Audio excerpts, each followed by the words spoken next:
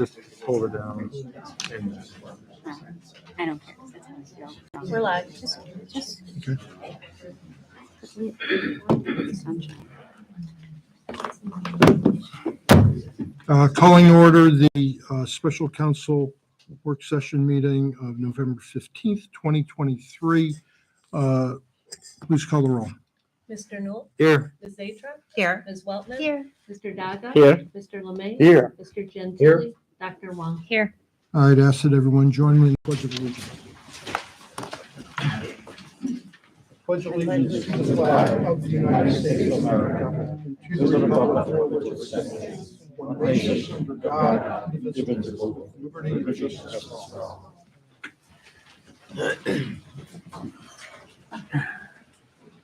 All righty, good evening, everyone. Welcome to the audience. We thought the election was over, but you're all good to see you. Welcomed back.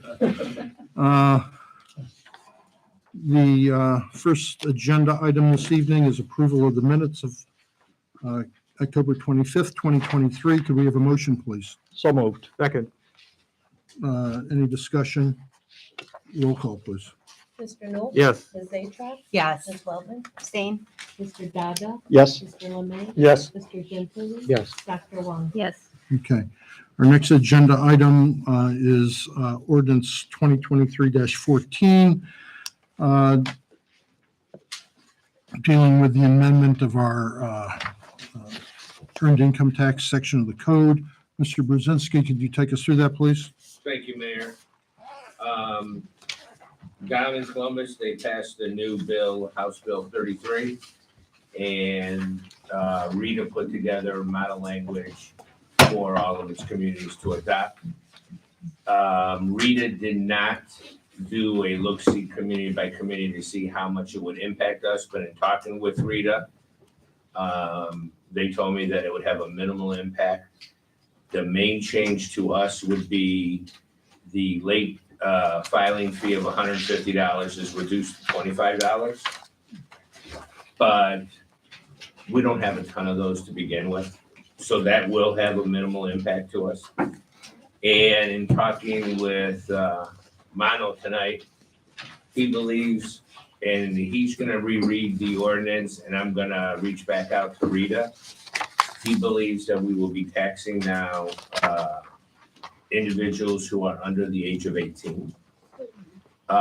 We don't tax individuals under the age of 18. I don't think that is what is going to occur. They still will be exempt. My understanding was that in the Rita world, there are some communities that do tax, and they're just, the state's trying to do a consistent thing. People under the age of 18 will not be taxed, but I'm gonna verify that through Rita. Mine was gonna read that, so I would ask for this ordinance to be held until our December meeting that we have to pass it. Joe, my first question is there's 3 pages of brand new language on remote work, which to me has the greatest potential to impact Pepper Pike. And I'm wondering if you have a view on which way all of that cuts. In talking with Rita, and based on their income analysis, they think it'll have a very minimal impact on us. Why? I mean, one of the reasons our income has gone up, we think, is because remote work has become more predominant and Pepper Pike residents are staying home to work at the very low rate. And therefore, as I read this, and I read it very quickly, I haven't read it in detail yet, that would completely change that regime. And so we would lose that income. I mean, I will double check with Rita. Yeah, well, I'm very, that's very concerning to me. This Should- changes the Well, paradigm. I was gonna say. Your worry may be well-founded. You can't do anything about it. You must tax at the rate that the state tells you. The state of Ohio legislature has express authority under the Ohio Constitution to limit and control municipal income taxes. That's why it's always been an issue that shows up to say, hey, tell your legislators how these things might affect you. And my recommendation, you can wait a month, it's not a problem, but you need to put this ordinance into place to comply with state law. Yeah, Steve, what I was gonna do is, as I said, I made a mistake. I didn't print it till late afternoon. I didn't have time to go through Okay. all the items. And what I promised to both Joe and Jim, that by Monday, I'll go through it and send them an email with my review of it. Cool. Something looks, there's more time, it should be studied a little more than just say, Great. That's fine. at least we should know the consequences, I think. Steve, following up on what Joe said, some communities tax people under 18 and some don't. How does that Now, work with what you said about it being a state law? Well, there are discretion points sometimes, but in terms of the requirements for the remote work, that's not going to be something that you can deviate from state law. So Joe, Rita said this remote work thing isn't going to impact us. That just really surprises me. Did they think about it in terms of Pepper Pike? they said they haven't done it. In the conversation I had, but like I said, they specifically told me they did not do a deep dive on any individual community. Wow. So can you just at a high level explain how this remote work, how the regime works going forward, just so we understand, because it could have profound implications I for will budget. at our next meeting. I'm gonna sit and have a conversation with Mano, and I'll Okay. have a conversation with Yeah. Rita. And if we have the conference, because Mano does Yeah. that. And we may be able to get somebody from Rita here. Yeah. Yeah, or there's some secondary publications kind of explaining this in layman's terms, like this is what this will do and this will be the impact, because I think we've benefited from remote work and maybe significantly. And the question is, should we be relying on Rita as our reference point? I don't know. I don't quite understand why. They're- I know they're the taxing agency, but there's legal counsel and there's there's people who have expertise in this area. And I mean, Rita can tell us whatever they want, but maybe we should have somebody who isn't internal. Well, Rita should have data that would tell us about the people who are, if they compared one year with another, they could Yeah. tell you who was not a remote worker and now who is a remote worker. They It's the should. same- They should be. somebody Are working- they doing that work? That's the question. That's what we need to get from Rita. I mean, if they were a full service agency, like they were when I ran it. Well, they are doing that work. information. I can say they are doing that work. That's why there is, for instance, in Mayfield Village, a sharp debate going on between Mayfield Village and Rita about potential tax refunds that they have to make regarding remote work. Rita does track these things, and Joe should be able to Okay. talk to them and drill down and get some additional information. Joe for said us. they didn't do a deep dive on any community, so No, and Data should be, Joe, is this, you said this is a model ordinance that Rita created? That's correct. And so there's various forms of this around the state that are being enacted right now, this, and particularly the remote work provisions. Because Steve's point, Steve, is this uniform, everyone's enacting the exact same words Yes, because the Ohio Revised Code tells them they have to? yes. So this is not a Rita mock-up, this is, No, they're taking it You out guys of implementing it. the budget bill. It was 33, House Bill 33 that enacted these.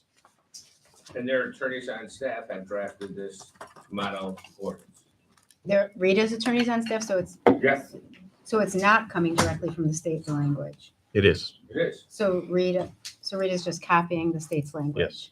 Okay. we have. so they didn't do any we have a drafting. difference of opinion They- about where well, it's coming Yeah, from. yeah. which I No, understand. what they took is the language from the state statute that's different and said, this language goes into the statute. You have to do it this way. Okay. So I guess the question is too, if we have to enact it, we have to enact it, but confirming that. And the second one is, well, how does it impact us? Because even if it does impact us, we have to plan accordingly. Right, Exactly. that's the biggest issue for me, is how much will this cost us from income tax revenue over the next few years? So we need, to Tony's point, that analysis is what we need, is take 2020, take 2020, 2022 maybe well, versus 2020, 2019. pre-COVID. Yeah. To 23 and see what percent, It's remote. yeah, what percent became remote workers in Pepper Pike because they're not taking the credit. They're paying the whole 1% because they moved to Pepper Pike. Getting a sense of that and how much of the increase in our income tax revenue over the last 3 years was driven by that. And then understanding how this will impact that. Does it all go away or does it Right. Okay. And there were some remote workers prior to that. So it could have, Oh, right. But this will give us rough justice yeah, at least. it'll give us a number, but we'll have to assume the number is at least a little. Yeah, The, So the what- real impact will be for taxpayers who live in townships that don't levy an income tax because they can't, and have worked in the past in a city that did tax and income tax. So they're going to be the ones, the cities that have those Beneficiaries. people working remotely in the townships are the ones who are going to be losing the most dollars. because they will, Because the taxpayer will be able to say, hey, I live and work in the township and therefore I shouldn't be paying my money to Cleveland. But because you levy a tax here, you levy both a residence tax Mhm, and a city tax if they're working here. mhm. I can see I don't know this, but I can see the outcome. It's not going to affect you as much as it's going to affect the cities that have a lot of their residents cities who used to work in the city. Doesn't matter. It might affect us in a large way. It might affect them in a larger way, but it might still affect us to a. Well, you still a levy greater rate. your resident income tax. Well, listen, we can speculate. Joe's gonna. We need a Yeah, number. that's We'll about figure it exactly. And one other question, Joe, how many individual taxpayers do we have? Individuals being an individual or a couple? Do you know? Terms being filed. Not off the top of my head. Okay. I mean, that's very granular, but I could get that answer. Can you find that out? Yeah. Yeah, thank you. Okay, So what's the timing on this?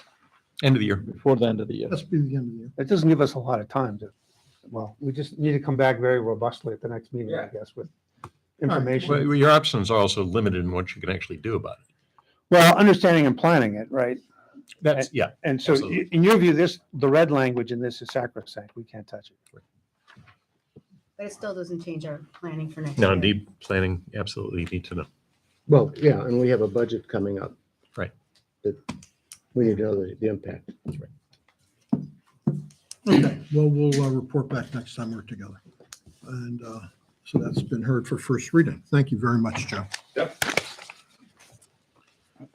Our next agenda item is a resolution requesting the fiscal office, county fiscal officer to advance taxes.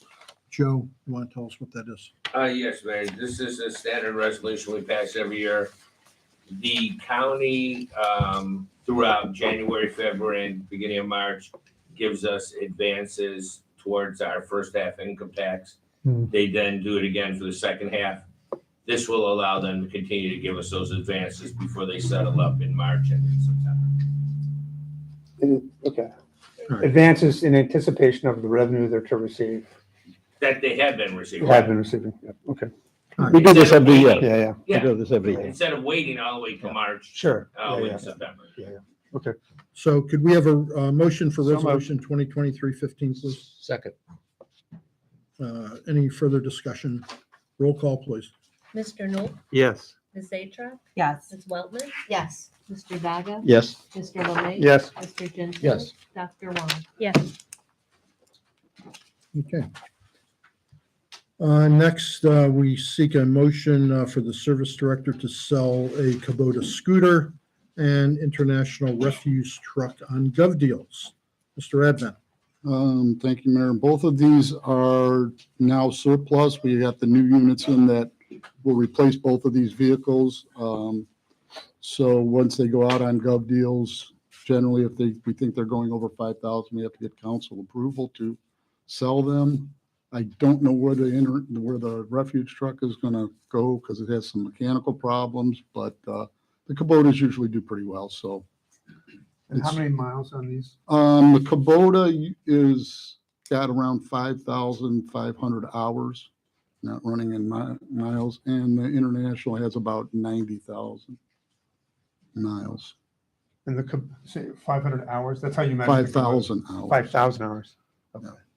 And is that what you expect? Yeah, that's about average what we're usually getting out of them. I believe that's a 2016, the one that we're getting rid of. Okay. So we get, 4 or 5 years out of them. They go frontline for a while. They're out on the road every day, and then we try to rotate them in and out. So one doesn't get overburdened. This one has got some minor mechanical issues, so it's been parked out in our lot, taking where the people can dump in it. And that's a mileage level at which they start to break down and.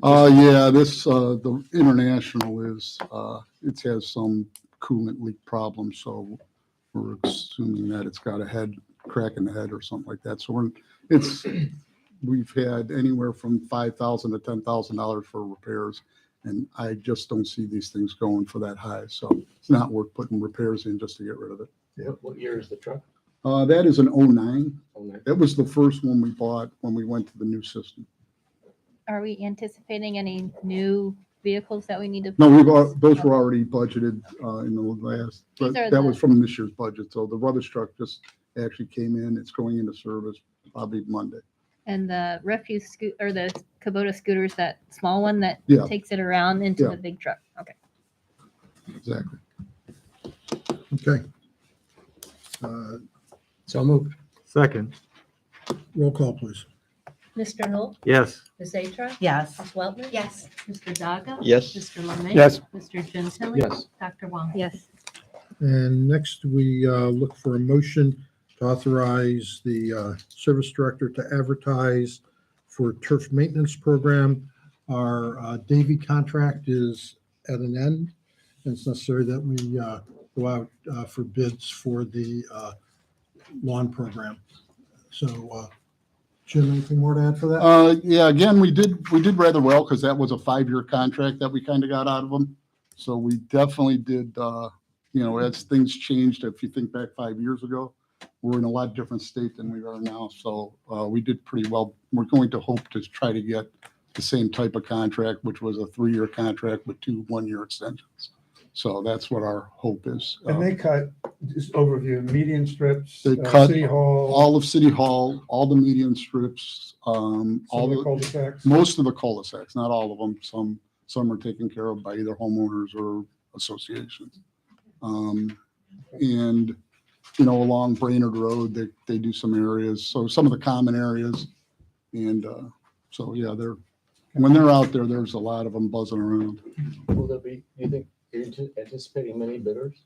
I hope so. I think we know that some that we're talking about doing it. So, in anticipation it was Davey for a coming. long time. It's Yeah, been Davey dated since on- since we started this, and Yeah. I believe that was in 14 Yeah. or somewhere around there. Yeah, I think Yeah. that's about right. Yeah, so Yeah, it's been quite a while, and I think we had two full contracts with them, so. Yeah, I think that's right. it was an outstanding contract rate-wise that we had from Davy. So we'll see how well we do this time around. But it's time to go seek some bids. So with that said, a motion, please. So moved. Second. Roll call, please. Mr. Knoll? Yes. Ms. Atruk? Yes. Ms. Weltman? Yes. Mr. Daga? Yes. Mr. Lemay? Yes. Mr. Gentili? Yes. Dr. Wong? Yes. Okay, great. Next, we're going to hear from our committees and department heads. We did not have a planning meeting this No, month, there. so we don't have planning to report. Scott, are you here to report tonight? Yes. I lose track of some of the time. Okay. We talked about, Don Sheehy went through the road repair projects for 23. Says that the asphalt projects are well within budget because there were not a lot of base repairs necessary. And we had some concrete repairs. The Edgewood water main is just about finished. It needs testing and chlorinating. As you probably know, the Shaker sewer work is substantially complete. Some cleanup work remains there. And the next thing will be the sanitary sewer project on Edgewood. Then Forest and Edgewood will be paved. And we went over our projects for 2024. The main one will be the Shaker Sanitary 2A project with some storm replacement components. And that involves Forest, Edgewood, Chatham, Brewster, Concord, Plymouth, and Providence. Another major project for 2024 is, of course, the Gates Mills Boulevard Trail. And Don reviewed the Gates Mills Trail plan, which we saw here in the previous meetings, so the members of the committee got a chance to see that. We also talked about a mission statement for road and infrastructure to more define our structure and purpose, and we've started on that. We've come up with some language which we will refine a little bit, and that's what we did at the meeting. Thank you, Mr. Newell. I think that can, Oh, I'm sorry. I just had a question for Don. If he knew when I know they're still paving. Do you know when they'll finally be done? Tomorrow. Really? Okay. It was just nice to have them Not finally. the Annie tomorrow, that's gonna be, the next one. Actually tomorrow. Done pa- I mean, yeah, like done- 24 hours? You're not 24 singing- you're not hours, singing yes. and dancing? Well, that segued into our next part of the meeting, which was a report from our department. So Don? Tell us what's going on. They'll finish the paving on Schaefer. Really good timing, and they try to time it with the best weather of the week, and they got out there today and did about 60% of the paving, and they should finish it up tomorrow, All right, well, that's great. bright and early. So they'll be gearing up probably around 7 a.m. And then the sewers, that part, they've been working on the sewers, I saw, that's done. all the sewer work is done. So they just have to stripe. It's just, finishing there's paving. They got east of Lander, but not all the way. I know. So that piece they'll do, and then within probably get a temporary stripe down. They might actually get it striped tomorrow too. But Okay. they should get it striped. Okay. Great. Anything more to report, sir? That's the big one. Yeah. Okay. Jim, how about you? Nothing really to report. We're looking to perhaps snow on Thanksgiving or thereabouts, so we're all ready for that, I know. Yeah. I seen it, they just said mild and 42 on Thanksgiving, so that's what I seen today. Oh, So good. optimistically, that's, It may have improved since I saw it. Yeah, That's good. yeah. You'll see that some Bart put on there that we do have the porta potty out, so once we close, I believe we're closing the restrooms come this Friday in anticipation for some cooler weather, but the porta potty's out there. Mhm. So as discussed from the last meeting, Okay. When will we be shutting down the bathroom? Friday. Okay. Okay.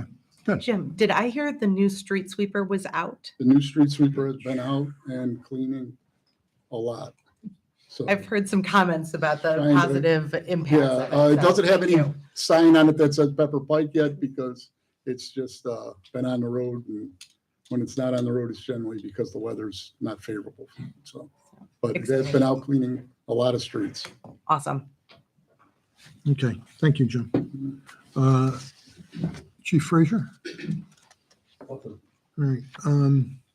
As I turn to Chief Dietz, I just want to inform council that, and I'll let Chief Dietz get into this deeper. For many years, the city has been associated with our police department through the organization called VEG, which, if someone on council is not familiar, it's the Valley Enforcement Group. It is an association of various departments, mostly in Geauga County, as you'll hear from the chief, that we meet with. That's who staffs. We participate in the staffing of that for accident investigation, SWAT, variety of things. Meeting with the chief, I've taken his recommendation and agreed with him, and we are going to be transitioning over the next year to participate in a group called EDGE. Sounds like VEG, but it's different, and it's a different conglomeration of communities that are, for a variety of reasons that the chief can perhaps touch on as to why this will be an improved association for Pepper Pike. And over the next year, we'll be doing this transition, not abandoning our good friends, longtime friends in VEG, but as we move on to becoming a more active participant in EDGE. Chief? Sure, in evaluating the needs currently safety-wise for our city and projecting for the future, I did discuss this move with the mayor. The history of our involvement in the Valley Enforcement Group started in the early 90s because we needed some sort of a SWAT team in the event that an incident occurred where we needed help. We initially tried to enter with SPAN, which is a group around the Hillcrest area. They weren't taking people back at that time. We joined VEG because it does have a lot of communities near us, like Moreland, Orange, Hunting Valley, Gates Mills. Over time, the SWAT team has shrunk. At that time, when we joined VEG, EDGE didn't exist yet.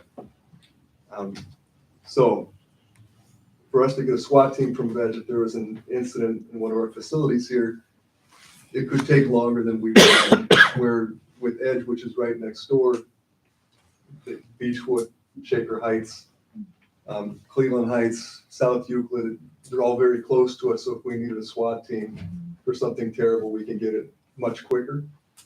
They also have a bomb squad. The SWAT team's enormous. It's about 60 different people involved, and includes dogs, hostage negotiators. We participate as well.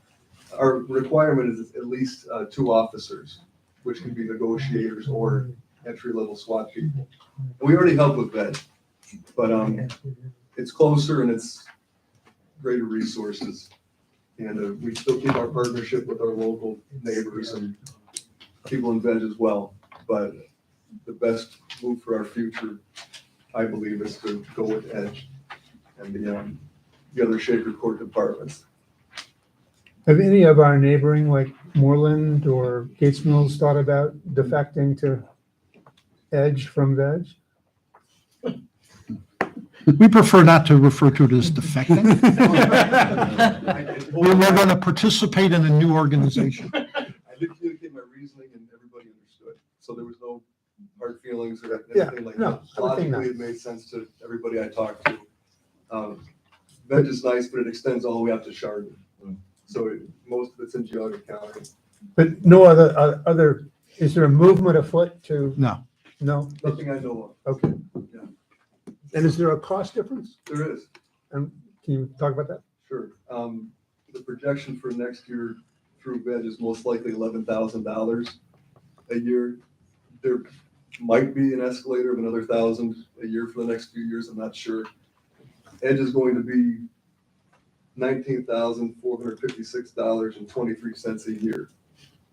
But it's locked in. There's a formula they use per department and city. And that's what we'll be paying indefinitely.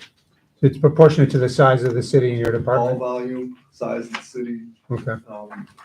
department size. And that includes the number of volunteers you need to have in their units as well. So everything's proportionate. Yes, Tony. I seem to remember that there's some equipment or trucks or vehicles that we might sort of co-own with VEG. VEG owns the equipment, I believe. I don't think, it's not titled to any, I know what you're thinking. Community. What is that, though? There is something. Well, they got SWAT vehicles. No, but there's some vehicle that we shared to buy. We bought a related to fire and rescue. oh, that's but the yeah. fire command vehicle, I think. Fire command vehicle? That has nothing to do with Okay. VEG. All right. And they have their own insurance through. There will be more trainings we can participate with them as well. I really want us all getting to each other's schools and being familiar with our schools. Yeah. So there's just logistically a lot of benefits to it. Yeah, obviously, we will still enjoy the mutual aid relationships that we have with our immediate neighbors, things like Moreland, Orange Village, like that. So we're not losing that mutual aid capacity. Significantly, we are gaining a much more robust SWAT team, for instance. And this should, this benefits, many of our public buildings, including our schools. So we are enthusiastic about this move. Both organizations help each other too. So Oh, that's, because my next question was going to be the school with it spanning 2 communities on the campus. Right. And if we were changing that, would that affect our students, or have we let the school board know? we have basically overlapping coverage because we could use Okay. either one. Okay. So it's like better insurance, As long as it's a win. right? Yeah. We don't have to use it. Chief, so to the mayor's point about mutual aid, that, or kind of, I'll call them lower intensity events, and then you'd go to Edge for a higher intensity event, or is there, how do you think about that? You know, if the Orange officers or Moreland Hills helped you with something, would that involve Oh, just a calling mutual Edge aid. as well? Yeah, I'm just, No, if we needed a mutual aid, we would just call a department and say we need this many guys. If it's something lower level, something serious or like a hostage yeah, situation, then you go to Edge. then we would get the SWAT team from Edge and you'd be getting guys from close in the area very quickly that are very experienced. That also Okay. help with the county on a lot of serious SWAT issues. So Okay. Yeah. they're very well practiced. These associations offer very specialized and trained units, SWAT, AIU, things like that. It's different than mutual aid. Mutual aid would be, for instance, the easiest thing is our fire, frankly, mutual aid to make a comparison to. Mhm. If one of our units is tied up at a emergency room run, and we get a call in Pepper Pike, we will call upon mutual aid, or actually with our Beechwood dispatch, it's automatic aid that EMS and Beechwood will dispatch for our need. Now, and we also have mutual aid with Lyndhurst, for instance, quite often. So, those are more common day-to-day type occurrences. It also grows our relationship with Beechwood more because built in, we'd be doing more training with them.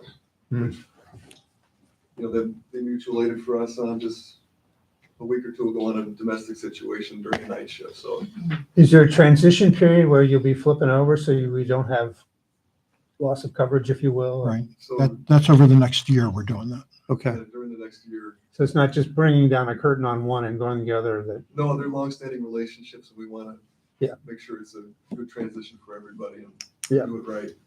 okay. Okay. Anything else, Chief? Nothing to add. Okay, thank you. I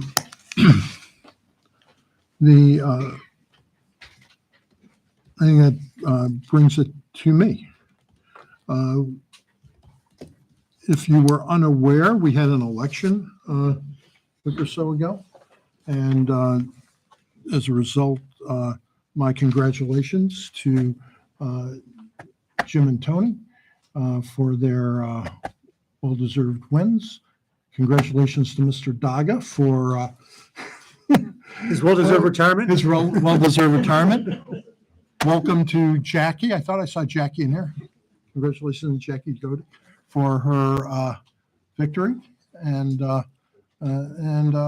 consolation to all the other candidates, Sandeep and Brittany, who staged very excellent campaigns. You guys tried hard. Fortunately, someone gets to win and others don't succeed. But everyone, I thought, ran a dignified and a good campaign. So looking forward to Jackie joining us in January. Of course, issue 65, which was very hotly debated in the community, concluded in a very strong affirmative passage by the community, supporting the Walkways Initiative. I know all sides worked very hard for their own opinion regarding it. In the end, I think that the results reflect, and I think council can feel a high level of confidence, reflects an opinion of the community. It's very consistent with the survey results that we saw previously regarding this topic. And even though it was a few ticks off the last survey, I think it was also in the face of a very vigorous opposition to the issue, which the survey, of course, was a more passive response that was being requested from people. So it didn't, sustained, a smallish drop off is not a big surprise, but I think it was still, basically it was 65 for 65. And that's a, just shy of a supermajority for it. So we'll look forward to moving on.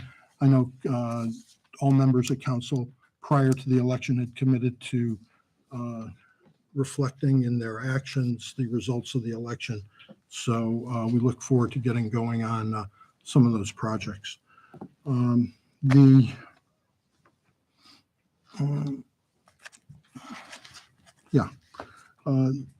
So council knows, distributed to you today at some point is a new budget proposal consistent with our obligations under our charter.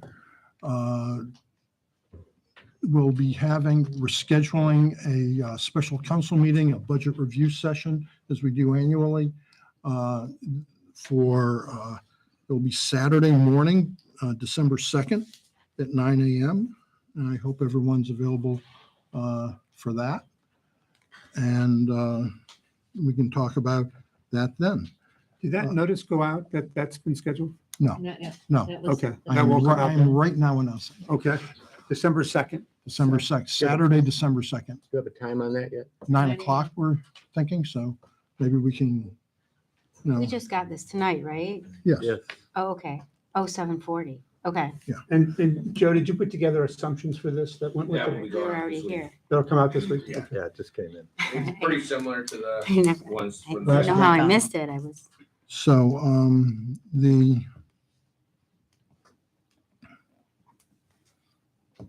if you have questions, council, regarding it, before December 2nd meeting, any, targeted issues that you wanted any explanation about before a meeting, of course, feel free to be in contact with Joe to get a clarification of any issue that you may want to talk about. For future planning, is it always the first Saturday of December? Is that how we, I think that's pretty That's much is that roughly, always? that's a rhythm that we've had for That's several cool. I years. just want to No, have the that's rhythm for really next good year. to know. Yeah, Good to that's pretty much the rhythm. Okay, thank you. Next week, of course, is Thanksgiving. We have traditionally not held our second meeting the night before Thanksgiving because of a variety of personal reasons that many people might have. And I am not canceling that meeting right now. I'm just giving you a heads up. It may get canceled so that we don't have to it's noticed already that we have a meeting. So if something were to occur that we needed to have that meeting, it's on the books. But anticipate that, nothing, dramatic happening. We're probably likely not having a meeting a week from tonight, the night before Thanksgiving, and you can be preparing your stuffing. Okay? Yes, Kathy? Since it usually happens every year, I don't know about next year, but if we anticipate that for future years, could we perhaps move up council meetings by a week in years where the fourth Wednesday occurs the Wednesday before Thanksgiving, so that we'll have enough time to, like, for example, tonight we could have done a second review of the ordinance. Maybe if we It's a can good look idea, at actually. next year, because we kind of lose a lot of time with the holidays, so It's not a horrible idea, we Kathy. can think about it. Yeah, no, it's. No reason not to, right? Is there any reason? I'm just, put it, make it, Steve's schedule. Oh, right, Steve's schedule. that We can work with your schedule. is critically important, I understand, but however, business has to get done, so, Have it on Thursday before the, or just have it in the second and third week, not the fourth week, or, what I'm saying is having Thursday of the second week, I'm available. Oh, okay. How are you on Tuesdays? Not good. Not good. Hunting Valley. Yeah. Then we run into Don's scheduling also for these night meetings if we Right. shift them But- around. They're at a lot of communities. Right. understand, but we can still have a meeting without all of our We can, experts. as long as we recognize we may be without certain Right. subject matter expertise. And that way we know we're having the meeting. I mean, it's on the books. It's not hanging out there. No, okay. Yeah, it's just fun.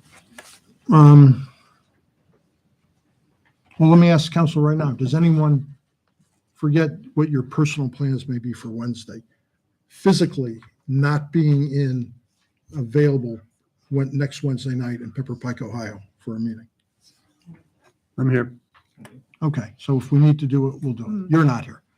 Okay. Okay, all right, so you're not here or you I'm, asking a question? I'm not sure. I'm having cataract surgery the day before. I don't anticipate that I won't be available, but We'll let Kathy do it. Tough it out. She'll bring you here. Yeah.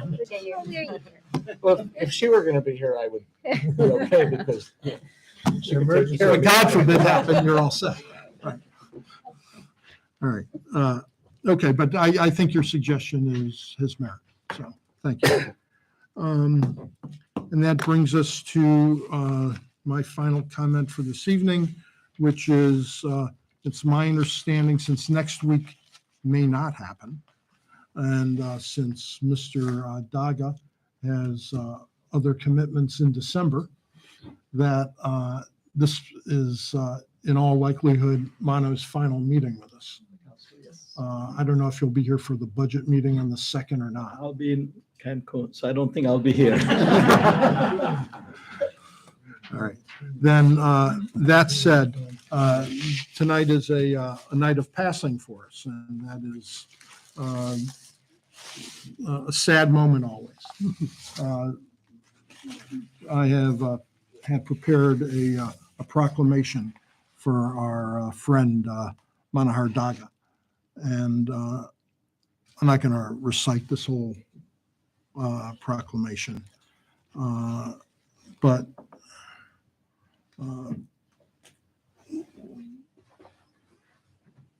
I will, let me read the second one.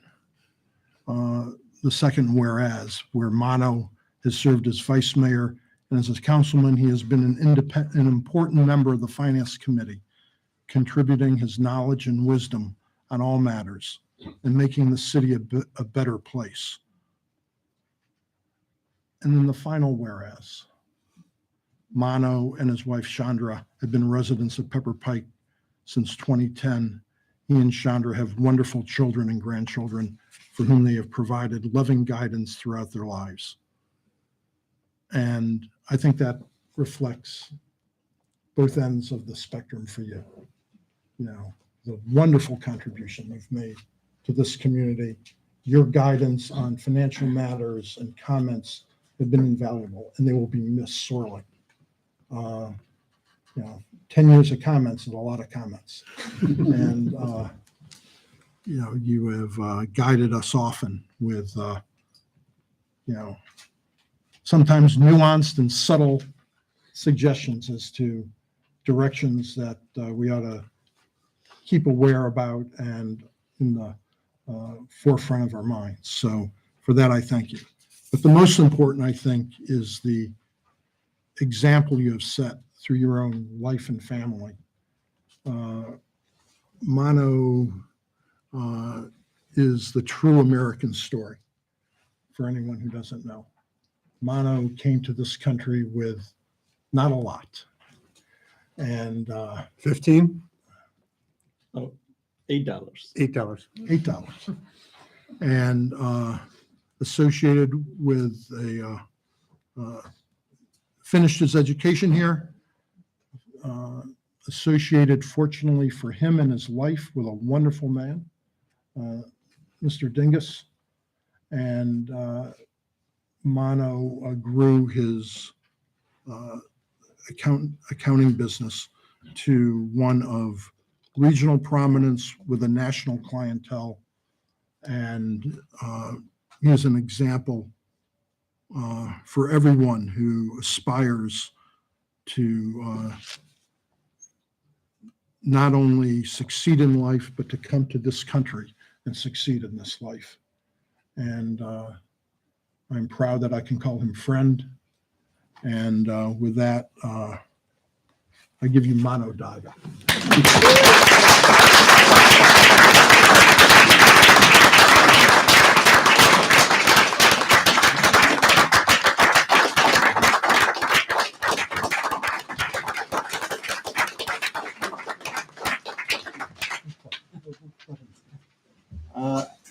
I had made some brief remarks, like my farewell remarks, which I'll let Sheila put on the records. But it's really a moment to express gratitude. I wish to express my most sincere gratitude to my fellow residents for allowing me the privilege to represent you on this council for almost 10 years. And they've been great. I would be remiss and ungrateful if I didn't thank Tony Gentili for his guidance and counsel when I was first appointed to this position. And I was trying to learn how to serve as a newly appointed councilman. And so I'm grateful for that. As I conclude my term on the city council, I'm grateful to my fellow members, mayor, department heads, Sheila. I've learned much from each of you and appreciate the service you provide to the residents. It has been an honor to serve as your colleague with you. At the end, I wish you all much success in all your endeavors to enhance the quality of life of all Pepper Pike residents. And thank you.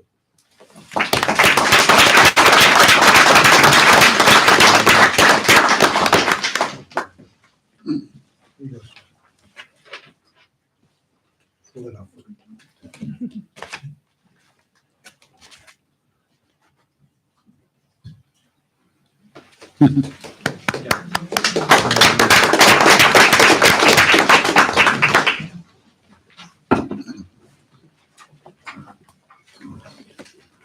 And with that, we will turn to council for any comment.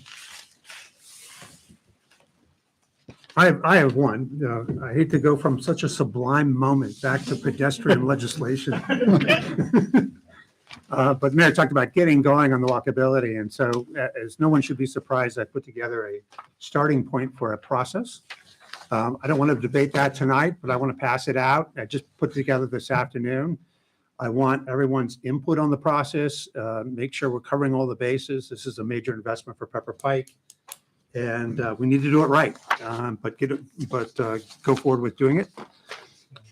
So please take a look at this. Oh, wait, I need one for, there you go. I thought about you, Danny. But one we need to be very thoughtful about in process and involvement of council, hear all the voices, be inclusive with it. It's a long project. Concrete is forever. So let's get it done and get it done right the first time. So think about the items I put in here. I'm counting on for all of you to add to this.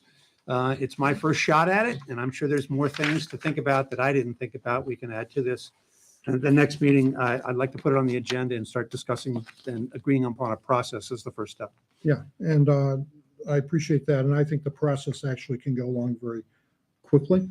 So far as this, I think that we identified I have no objection to a process, but I think it can accelerate through fairly quickly. We identified in the ballot initiative the 3 streets.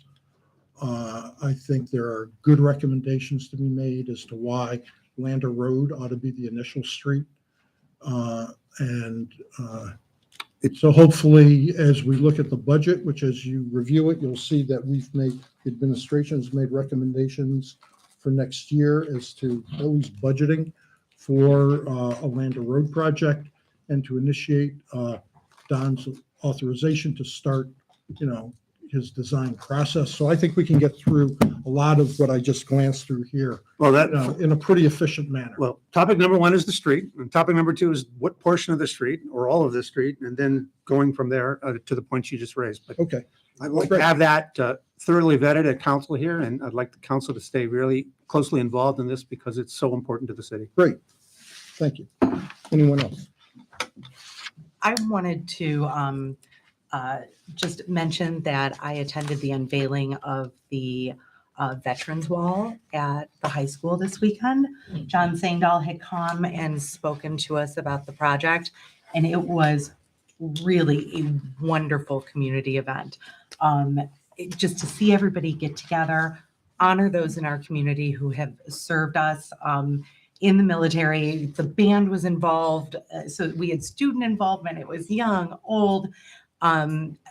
staff, previous staff, for me, it was a little bit of a flashback because I even saw my 5th grade teacher there, that they had come back to just celebrate the idea that John had. And I really can't thank him enough for coming up with the idea and for everybody who hopped on board and got behind that. It was magnificent. I saw you there, Mayor Bain. It was very well represented. So thank you to John. And if any of you have the opportunity to go see it, it really is something special. And I want to wish Mono the best. I'll use my council comments towards that. You're here. Congrats to you. Best wishes. So thank you.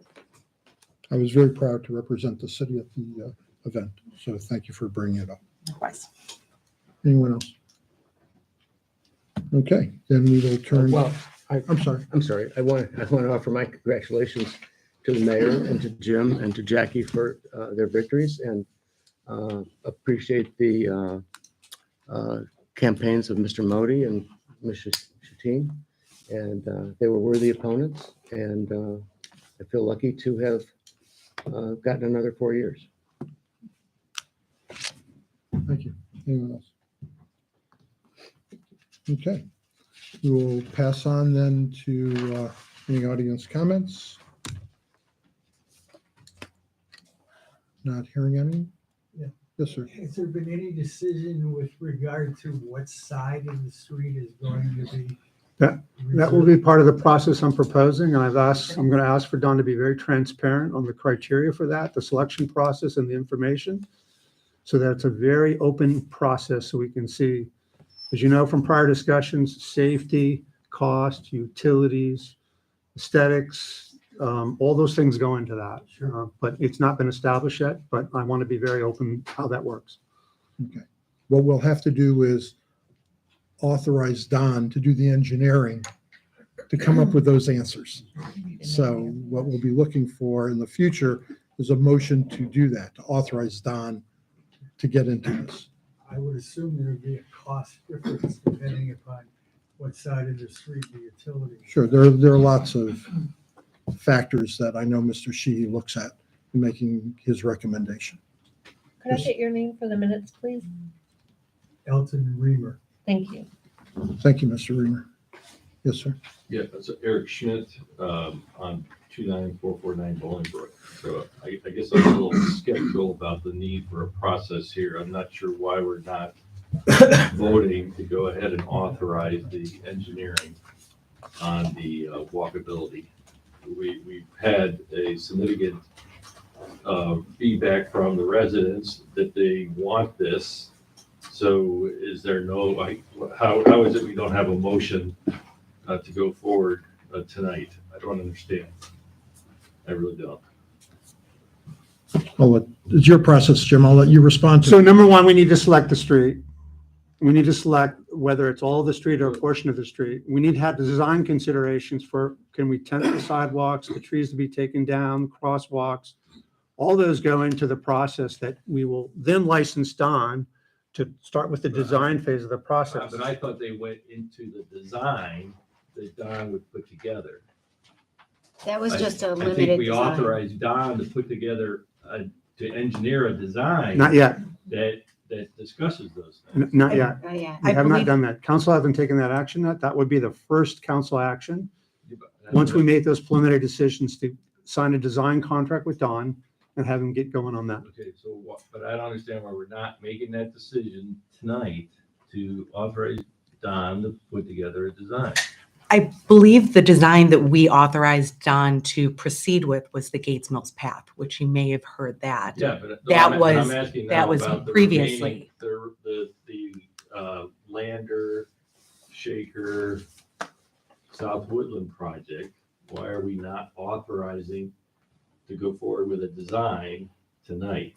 Well, for example, I don't think it would be fiscally responsible to do all three initially, because that would be putting all the expense forward. We would do, I would assume, but that's part of our process, It will be. determination of doing the street that we were focusing on first, because you wouldn't front load all the expense. You would do it over the time that you were doing the projects, just as an example of part of what I think the process contemplates. You wouldn't do design for everything and then save it for later. You would do design for what you're So working now we're on. just talking about picking a street. Well, So I think what- that's one of the things but that's a conversation we have to have as a group in a public meeting. We can't have that outside a public meeting. That's not, Is this not the public meeting? well, it would be on the agenda and we'd have that conversation as a council in the public meeting. It would be noticed to everybody to We show will up. have, we will have, Not getting anywhere. we will have Mr. Yeah. We will have Mr. Lemay's suggested process on the agenda for our next meeting when we're together, be it next week or first meeting in Wednesday in December. And we will see how much of that process we can move through even then. And, I would hope perhaps get that motion, suggested and made, then. I don't disagree with you that there's been a lot of conversation about this already. But, if council wishes to, have a reasonable conversation about things, I think certainly it's not inappropriate. And we'll see. Mr. Lemay just handed it out. So let's wait for our next meeting, I think, and we'll see where council is on it. Okay? Anyone else? Ms. Graham? Joanne Graham, 31437 Shaker. Do we know when we're going to be able to tie into the sewer? Mr. Shi? The pump station has not been started up yet, and that's where the sewer gets connected to. The houses will tie into that pump station. That should be done in the coming weeks, and then once that is able to accept flow, we'll allow people to tie in. As soon as we get clearance from the county and the EPA on that. Who's putting the pump station in if there's such a delay? The pump station is physically in. There are some components that we need to have installed that we are waiting on for a couple of small components, basically, that keep us from turning the switch on. Don, just a related, oh, sorry, go ahead, Luann, I'm sorry. I just had a related question about how the new pump station will impact houses that were already connected. If there will be any impacts, any changes? There will be no change. Okay. It won't change anything for them, Okay. other than they'll have a newer, more reliable pump station than what they had before. And what was the vintage, what was the age of the previous, About you know? 2001, 2002 was the last time we did a major upgrade, Okay, but the original pump station was from the 70s. so, oh, that makes sense, when there's some of those streets went. Right. Okay. Okay. Anyone else? Sandeep? Real quick, Sandeep Modi, 2450 Cedar Lakes. Just some positive feedback from residents on Edgewood Road. The crew that is working on that road has very positive feedback. They're very friendly with the neighbors, very communicative. The feedback was for future projects, consider using that crew. Thank you. Thank you. Anyone else? William? Very briefly, William Thompson, 30500 Providence. Just confirming really quickly, the gentleman's question earlier, we're just talking about the criteria with which the side of the road will be chosen, not the actual decision of which side of the road. That's the transparency we're looking for. Yeah, Criteria, not the first choice. part I want is understanding all those criteria, because there's a lot of debate about, well, I'd love it if it's not on my side of the street. So I want this to be very transparent. So everyone understands what the criteria are, as objective as we can be, safety, cost, aesthetics, all those kind of things we talked about. That's a fair question, by the way. Yeah. Thank you. Mr. Bartasavas? Gerard Bartasavage, Shaker Boulevard. Staying with transparent, so can the residents have a copy of Sure. the form? In the future, maybe if you could move it forward, have a copy over there so we could follow you. Would that be okay? Thanks. Okay. Anyone else? All right, that brings us to our conclusion. I wish, one thing before I end. Is there a reporter here by any chance? That's too bad. I wish there was. I wish there was, because what I want to at least say to this audience, since we have such a robust audience, every year, Pepper Pike not only supports the Harvest for Hunger in the springtime, we support it in this holiday season during Thanksgiving through the end of the holidays. Our website is going live with it. It's already live with it, I think. We'll be getting an email out to the whole community reminding them. We said it in the Pepper Pike Post. I want to send out an explicit email that doesn't get lost in just the post. We all live in #1 suburb in Cleveland, Ohio. We should be proud of that. We have good lives. Whatever things that we contest with each other as to this way or that way, we have wonderful, fortunate lives. And there are many who do not. And if there's any time of year when we need to remember our fortune as compared to the challenges that other people face, it's when we're sitting down at a Thanksgiving table that is bursting with food. And I hope that all of you will consider going on to our website, to our virtual food bank link, and making a contribution. It can be large, it can be modest. That is up to you. But please consider making a contribution, because $1 is 3 meals. There are millions of meals that have to be served through this organization. And it needs everybody's support. And it needs, as much as anyone's support, that of one of the most successful communities in the region. So please give it fair consideration to go on to our virtual website, do what you can, make this a wonderful holiday for other people as well, who are trying the best they can, people with 2, 3 jobs, and not everyone can be as successful as we are. So thank you very much for your consideration of that. Jean, you want to say something? Jean Gascoigne on Landwood. I was volunteering Friday down at the food bank, and they really do need donations. And some of the shelves are bare, and the shoppers with the little kids who come in, you know, it's such a well-oiled machine. So, like the mayor said, just give to your heart's content. Thank you very much. And with that, happy Thanksgiving, everybody. Happy holidays. We are adjourned.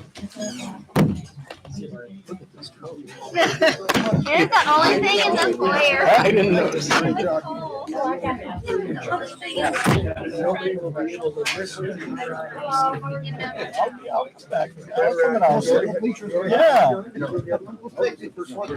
Yeah.